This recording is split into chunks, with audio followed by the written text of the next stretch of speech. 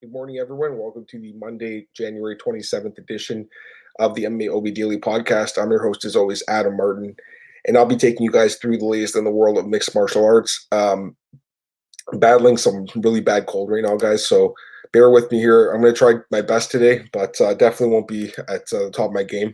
I'm still going to do the podcast, though, so I'm going to recap the UFC card, UFC Raleigh, and then I'll recap Bellator 238. I'll leave all the fight announcements for tomorrow. Hopefully I feel better by then. There were actually quite a few fight announcements, but I want to give them their fair due. Let's start with UFC Raleigh here. For what I saw, a pretty good card. So we'll start with the main event, work our way down as always. Main event of the evening, Curtis Blaydes defeats Jair Dos Santos via knockout in the first round. Or second round. Really solid performance by Blaydes. He looked really good in this fight. I think a lot of us, including myself, thought that the path to victory here for Curtis was the takedown. But it wasn't. He actually stood with JDS and had no problem standing with him. He actually outboxed him, which I thought was incredibly impressive, and then ended up knocking him out with a barrage of knees and punches in the second round. So a very good performance for Blaydes. He looked amazing. He's on a 3-fight win streak now. He called for a title shot after the fight. I don't think he gets it because he has lost twice to Ngannou, who I think is a little above him at the moment. Of course, if Rosenstruck goes and beats Ngannou in March, that would flip the landscape around. But at the end of the day, Stipe and DC they're still in that holding pattern for that third fight, that trilogy. And until that happens, the rest of these guys that are winning fights aren't going to get their fair shake. So it's really unfortunate that's going to happen. I'd like to see Curtis Blaydes eventually get a title shot, but I think he's probably going to need at least one more win. And I'm not sure who that's going to be against at this point. A lot of the top guys are already booked. So we'll have to wait and see what the UFC does with Curtis. He might want to wait around and just see if Stipe even ends up fighting DC. I mean, that fight could potentially not even happen. But, yeah, we'll see what happens there. I mean, just looking at the top five, like I said, Stipe, DC, and then you have Ngannou, Rosenstruck. I just don't think a trilogy fight makes sense if Ngannou beats Rosenstruck. I don't want to see that third fight right now, maybe down the road. So Blaydes, maybe he's looking at number 5, Derek Lewis. That could be a potential opponent if Lewis beats his next opponent at UFC Houston. He's fighting – who is Derek Lewis fighting? I forgot. Ivanov? No, he just beat Ivanov. The UFC website sucks. Derek Lewis, he's fighting next week, and he's fighting. I should know this. Sorry, guys. He's fighting Latifi. Yeah, it's a random opponent. If Lewis wins that fight, maybe we could do Curtis Blaydes against Derek Lewis. That's the only other fight I can think of. But yeah, I mean, he looked great. It's just that he's kind of in a bad spot right now with the division being held up by Stipe and DC. And as for JDS, 35 years old, back-to-back knockout losses now. He's been knocked out 5 times now. 5 times his last 12 fights or something. So at this point, his career is kind of winding down. He can still win fights against, I think, mid-tier guys or lower-tier guys, but the top elite guys like Blaydes, Ngannou, Stipe, he can't beat those guys. So he did beat Derek Lewis last year, and Derek Lewis is ranked number 5. So I would still rank JDS pretty high in this division, probably in the top 5 or top 6, something like that. But I think he's better off being a gatekeeper. I just don't know if that's the path he wants to take. He might end up retiring at some point. But yeah, he's a Hall of Famer one day and a great fighter, a legendary fighter in this division. But I just think that his days passed, and now we have guys like Blaydes who are the future. Co-main event, Michael Chiesa defeats Rafael dos Anjos via unanimous decision. He looked great. I didn't expect this to happen. I know there's a few guys that were in the chat room last week saying this was a good bet. He looked really good. He looked big once again. He's a big guy, even at 170. I can't believe he made 155 all those years. But yeah, he looked really good in this fight. RDA had nothing for his takedowns, and Chiesa just controlled him on the ground. Really came down to the third final round, and Chiesa got the takedown when he needed and held RDA down for the majority of the round. RDA couldn't get up, and RDA, another guy, 35, just like JDS, seems like he might be on the way down. To be fair to him, he's only really lost the top guys, but losing to Chiesa was not a ranked fighter. So to me, that's a sign that he is on the decline. Obviously, it already was because he had lost 4 of his last 5. So, RDA, another guy that potentially could be a Hall of Famer one day and former champion, guy who's been in the UFC for 12 years now. But I think at this point, he's not an elite guy anymore in the welterweight division. Whereas Chiesa, he called out Colby Covington after the fight. Then that's an interesting fight. Does he get the fight? Maybe. I mean, why not? Covington needs to get back on track. And Chiesa's ranked. He'll be ranked probably number 5 now after beating RDA, who was number 5. So you could see Covington, who I think is 1 or 2 against Chiesa. It's possible. And I think he called for July in Vegas. That'd be a fun fight. I'd like to see that fight, actually. It's an interesting matchup. Flyweight, Alex Perez defeats Jordan Espinoza, first round submission with an arm triangle choke. Looked great. It's a shame he lost to Benavidez 2 years ago, because if he didn't, he could be potentially fighting for that vacant title. But he did lose that fight, so he'll have to wait and see what happens with Figueiredo and Benavidez. If Figueiredo beats Benavidez, this guy Perez could easily slide in to that #1 contender spot at flyweight. I'm glad this division is kind of having a revival. It's looking pretty good lately. Some of these guys have looked awesome. Perez has looked great. The guy's a very dangerous guy, and he's won 9 of his last 10 fights. So he's extremely impressive fighter. Very, very good. Very dangerous. And looked great in this fight for Espinoza. I mean, I don't think he'll get cut, because the division's like, they need guys that at least can stay active and fight. But with a 2-fight losing streak, he probably gets one more fight. And if he loses that, he'll get cut. Women's strawweight, Angela Hill defeats Hannah Cyphers via second-round TKO. He'll look good once again. And, she surprised me a little bit lately, back-to-back TKO wins. So, credit to her, because I pretty much pick against her every fight. I don't think she's a great fighter, and she keeps winning. So good for her. And then for Cyphers, that snapped her 2-fight win streak. She's 2-2 down the UFC. It's her worst performance, I think. She'll be back, but yeah, this was a bad performance by her. For Hill, I mean, really solid. And also on the main card, we had Jamal Hill defeating Darko Stosic for unanimous decision. Hill looked really good. I think Stosic could potentially be cut. He's lost 3 straight fights, and he's just 1-3 in the UFC, and honestly hasn't looked that good. So I think he probably ends up getting released. Going down to the prelims, Devon Lewis defeats Quan Townsend via unanimous decision. Outstruck him pretty much. I don't think anyone's surprised by that. Pretty obvious that he was going to win that fight just based on the betting lines and what everyone was saying about it. Arnold Allen defeats Nick Lentz via unanimous decision. Once again, another fight that I think a lot of us expected Allen to win. And Lentz took a nasty eye poke. He posted a video on his Instagram. His eye's in really bad shape. He took a lot of damage in that fight too. So, Nick Lentz is a guy who's been around forever, taking a lot of damage. But for Arnold Allen, 7 straight wins now in the UFC. It's time for a top 10 opponent. Top 5, maybe even. He's right up there with the top guys at featherweight now, in my opinion. Next up, Justine Kish defeats Lucy Pudilova unanimous decision. This was an upset, one that a lot of us didn't see coming, considering Kish hasn't fought in like 2 years. So good for her. And for Pudilova, again, 3 straight losses. Another fighter who's probably going to be released. Montel Jackson defeats Felipe Claris via unanimous decision. Now we know why the betting line was like -700. If you see it, he was a big favorite in this fight. And yeah, I mean, he looked amazing. Pretty much dominating the fight from bell to bell, 30-25, 30-26, 30-26. So just a dominant performance by Montel Jackson. Next up, Sarah McMahon defeats Lena Landsberg via unanimous decision, 30-25, 30-26, 30-27. So she looked really good in that fight. She looked really good in this one as well.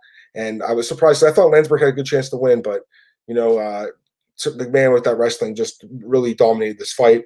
Next up, Herbert Burns defeated Tony Gravely Brett Johns defeated Tony Gravely via submission in the 3rd round. This was a back-and-forth fight. This one fight of the night. A lot of people thought this was the best fight of the night. And, yeah, they ended up winning a bonus for both guys, $50,000. So good for those guys. It's always nice to see the undercard guys get rewarded. Brett Johns was my one underdog pick that I got right in this card. I still think there was really good value on him. And he ended up getting the win in the 3rd round in a back-and-forth fight. And then Herbert Burns defeats Nate Landwehr via knockout knee in the 1st round. I thought Landwehr had a good chance here, but too aggressive, and Burns caught him with a nasty knee. So overall, some pretty good finishes on this card. And Johns versus Gravely wins fight of the night. Performance tonight goes to Perez and Burns. Just a couple of questions here. Williams, what are your thoughts on Joe Rogan versus Stephen A. Smith, considering there's no video of Steven saying sworn to quit, but there's video of Connor in 2016 saying sworn to quit. Yeah, Marcus, listen, man, I love you, Marcus, but I've got your tweets, bro. You've sent like 3 of them. I've seen them, Marcus. Like I said earlier at the podcast, I've been sick as a dog all weekend, dude, so I just haven't responded to any tweets. I know you've tagged like other journalists in there too. Yeah, I mean, Connor's a hypocrite. Like, I'm not sure what else to say, man. The whole thing is kind of stupid in my opinion. Like, Stephen A. Smith, he does this to get people talking about him, and he's worked his magic again. So, it's kind of a silly feud. I mean, I don't know what to say. Like, we know he's not an MMA journalist. We know he's not an MMA guy. So should we really be surprised that he said that? And as far as Connor saying that, yeah, he did say that. And I saw that tweet he made to Stephen A. Smith, but I don't know what to say, man. I really don't know. I just think it's all kind of stupid in my opinion. But yeah, and then Adrian Kapoor, Curtis might have to do it. Max Holloway and beat everyone in Division 4 game title shots. Maybe Volkov or Lewis should be next. Yeah, that's what I'm thinking too, dude. I think Lewis, if he beats Latifi or Volkov, like you said, is another guy who's kind of waiting for a fight. That'd be a fun fight. Blaydes versus Volkov. let's be honest, he does deserve a title shot. And Stipe did say that he wants to fight a guy he hasn't fought yet, but I just don't see it happening, man. I just feel like Ngannou, Rosenstruck, the winner, that's probably going to fight the winner of Stipe and DC. But can that fight just happen? If it's not going to happen, please book these guys for the title then, because it's not fair to make the rest of the division wait around. All right, let's get to Bellator 238 here. I'll start with the main event and then go work my way down as usual. Cris Cyborg defeats Julia Budd via 4th-round TKO. She looked amazing in this fight. Seriously, one of her best performances, I think. Budd is a very, very good fighter, and Cyborg just destroyed her. I mean, this fight wasn't even close, so I was extremely impressed by Cris Cyborg in this fight. She looked incredible. 22-2-1 no contest in her career now. The one loss to Man U is in the last 15 years, guys. I mean, that's it, So to me, she's arguably the best women's fighter of all time. Man U probably does get the leg up because she had the head-to-head win over her, but, Cyborg's right there. And I wrote an article this morning on MMARatings.net, and I know, Marcus, you read it, so I appreciate that. I think this was a huge mistake by the UFC to let her go, and I think it just showed Dana White's ego getting in the way once again, and that was a big mistake because Cris Cyborg versus Man U, that's the fight everyone wants to see, and we're not, unfortunately, going to see that fight, which is really disappointing. But, and she's going to stay in Bellator, and now they're saying Arlene Blenko is next. Is anyone excited for that fight? You guys can leave a comment. I don't care about that fight at all. I know Kat Zingano was coming off a loss to Megan Anderson. Actually, was on the Nunez and Cyborg card 2 years ago, but I'd like to see that fight instead. I'd rather see Zingano against Cyborg. I guess they want to get Zingano a tune-up fight before she fights in the belt, but does anyone really think Arlene Blenkow has a chance to beat Cris Cyborg? I don't. I just think that would be a bloodbath again. It'd probably be a first-round win. So, yeah, Cris Cyborg looked amazing. She's the Grand Slam champion of MMA, 4 titles in 4 major MMA promotions. She's looked amazing in this fight.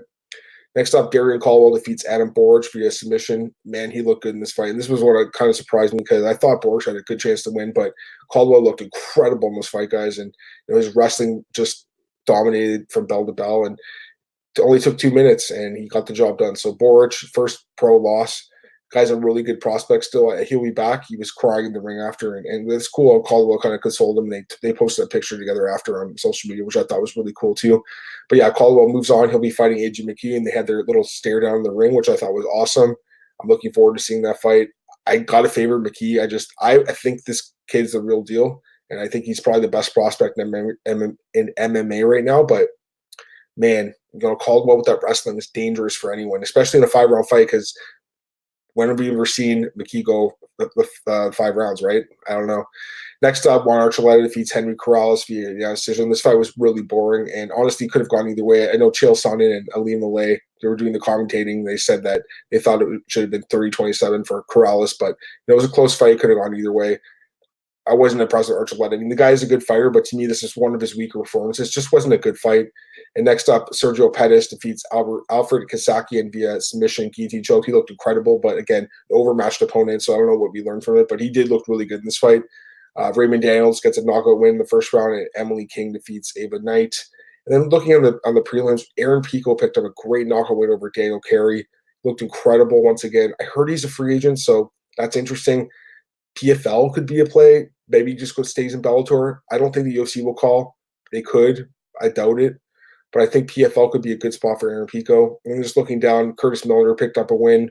AJ Agudzaran picked up a win. And Anthony Taylor defeated Chris Afia, who is, of course, Nate Diaz's boy. Got one more question here. No way, Kevin Scott, no way the UFC should have kept Cyborg after you put out that ultra video of her conversation with Dana. She's too much of a headache for the revenue she generates. Is she, though? I don't know about that. I mean, honestly, what other women can even sell fights, man? Mana Nunez. Is there anyone else? I can't even really think of anyone else right now. Valentina, I guess. And I don't even think she sells that much. Maybe Joanna. There just really aren't too many female draws, man. Holly Holm, I guess, could be one of them. To me, it's like Cyborg's one of the few draws. She's one of the few people that, fans will pay to watch this fight. So to me, it was a mistake. I know what you're saying about the Ultra video. That wasn't a good look for sure on her. I think she said her team did it, but either way, yeah, it was a bad look for sure. But at the same time, I still feel like they could have mended the fences and got that fight done and that contract done. The rematch with Nunez would have been the fight that I wanted to see. And I think a lot of us wanted to see that. But we won't end up seeing that. If anyone has any last questions, throw them in here, and I'll answer them. But like I said, I'm going to say the fight announcements for tomorrow. There were some really good fights announced, including Glover versus Anthony Smith. But I'm going to talk about that tomorrow because I want to give it its fair due. All right, cool. All right, you guys can check me out on Twitter at MMAOB podcast, and a lot of my articles are available at MMAOddsbreaker.com. And I got to give a shout out to my boss man, Nick Kalikas. He's doing some really good stuff over there at MMA Oddsbreaker. And if you go to his Twitter or Instagram, he's posting his bets. So he's going to Superbook, I think it's called, Westgate in Vegas, Westgate Sportsbook. And he's posting his bet slips and actually giving the cashier his money. So you're seeing legitimate bets. He made a bet on Dominic Reyes and Yoel Romero this weekend at big underdog money because he thinks there's value on him. So it's really cool to see Nick actually, go in there and make his bets and put it on camera. I think that's a really good idea by him. And also check me out, guys, at bjpen.com. We got a ton of articles there. Every Sunday I work a full shift, so it's a lot of articles. And then MMAratings.net, like I said, the Cyborg article. Got one last question here. Adrian Kapoor, always appreciate your questions, man. Could Pico go back to the regionals like LFA, or is he already too big? He won't go to LFA. He doesn't need to go there. Bellator is a good spot for him at this point. I know he did have a couple losses, but he lost to some decent fighters. He could go to PFL. That's a good spot. Contender Series is another spot too. We didn't mention that, so that's a possibility as well, I guess. But I feel like he'll probably want to stick around like Bellator because he's getting paid pretty well there, even though he hasn't really performed up to maybe his expectations that a lot of us had for him. Anyways, guys, thanks again for tuning in to the podcast. Hopefully I feel better by tomorrow. But until then, have a great day, and I'll be back for one podcast tomorrow, not two, because there is no UFC to cover for this weekend. So, guys, have a great day, and I'll talk to you soon. Bye.